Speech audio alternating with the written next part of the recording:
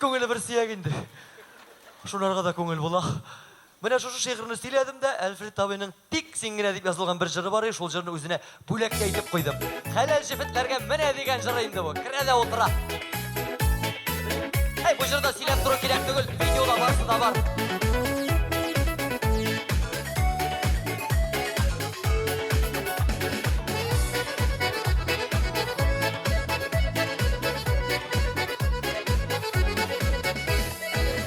Bir kilesi bu dünyada Ömürlükte kala şanlarda Şan sigenler bulmayken ikev Qavatlanmış suyuyangadan Tiksingene bar tiksinigene Şanlarıma minnim sinkire Sin bulmazsan süner sağışlardan Şansız kuşak kemik bu yürek Bar tiksinigene Şanlarıma minnim sinkire Sin bulmazsan süner sağışlardan Şansız kuşak kemik bu yürek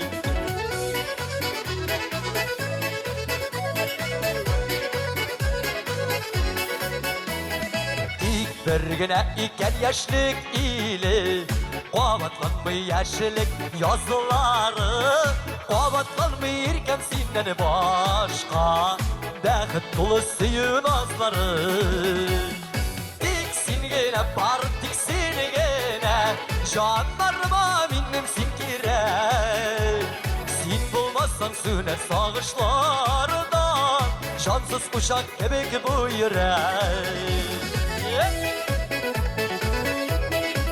Bu bizim Xruşov'tu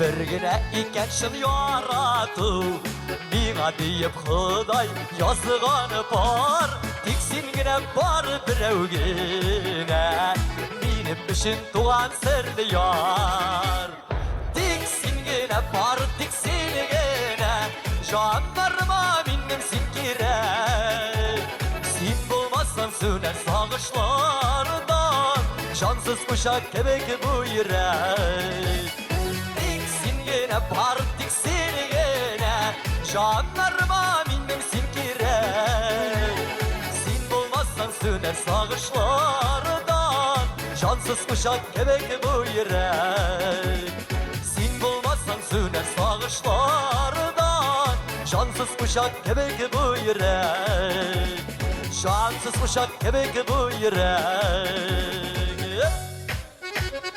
Tiksingene bar tiksingene Tiksingene bar tiksingene Tiksingene